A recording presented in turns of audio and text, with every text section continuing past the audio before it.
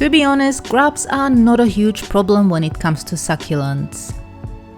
The main reason I want to talk about them is the fact that often people don't realize they have grubs and attribute the damage they see to rot. In this video, we'll have a look at what grubs are, how to spot, prevent and control them.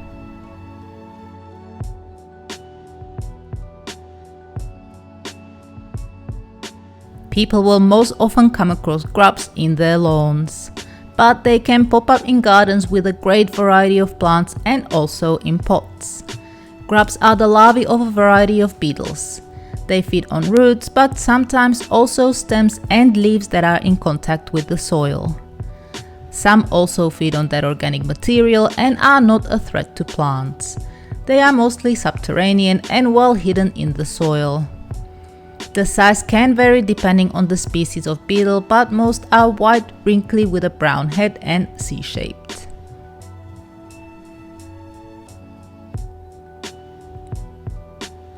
The presence of grubs is much easier to spot in pots than it is in the garden.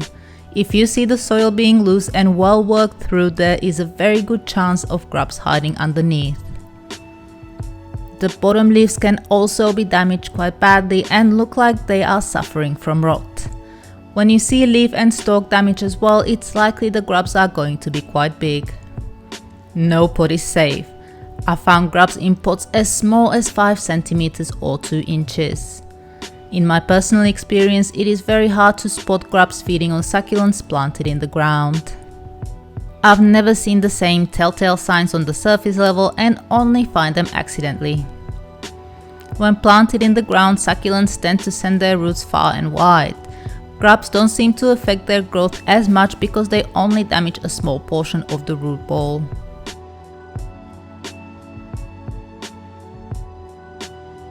In this chapter, I'll cover prevention, chemical and eco-control. But before we get to that, I'd first like to talk about something important. Last time I mentioned grubs, I said chickens love them. In the comments to that video, I was kindly reminded that grubs may also be of native beetles. Even though I own a nursery and many insects do damage to my livelihood, which are my plants, I only control mealybugs and aphids. If I find caterpillars, snails, slugs, grasshoppers, and from now on grubs munching on my plants, I'll just relocate to a different part of the property. Insects are an important part of the ecosystem and they are dying out in alarming numbers. If at all possible, letting these pests live is so important right now. In Australia, one of the beetles that has grub larvae is the native Christmas beetle.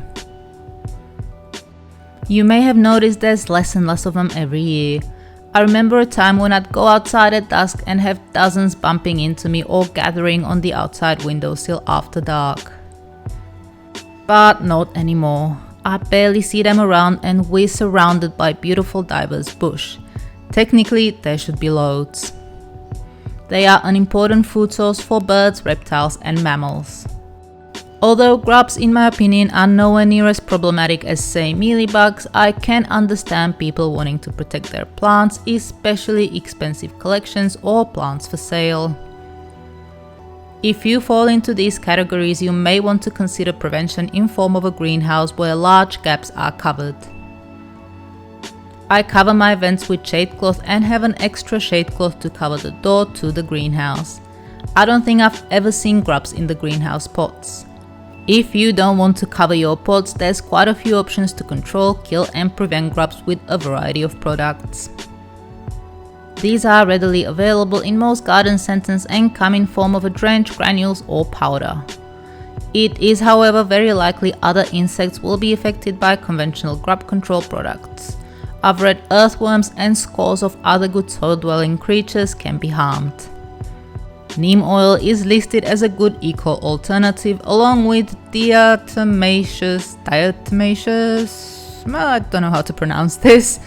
If this video has wide enough reach, I'm sure someone will correct me in the comments. And lastly, grubs can also be controlled with certain species of nematode. These are said to be safe to plants, are non-toxic and specifically target grubs. If you're in Australia, you can buy grub destroying nematodes online from the Good Buck shop. elsewhere in the world, just Google nematodes for grubs. I'm sure there will be similar products available in most countries. And I think that is all for today. I hope this video was useful, and if you'd like to add anything or would like to ask a question, you can do so in the comments below. To learn more about succulents, hit the subscribe button or go to our website succulentgrowingtips.com. Thank you so very much for watching.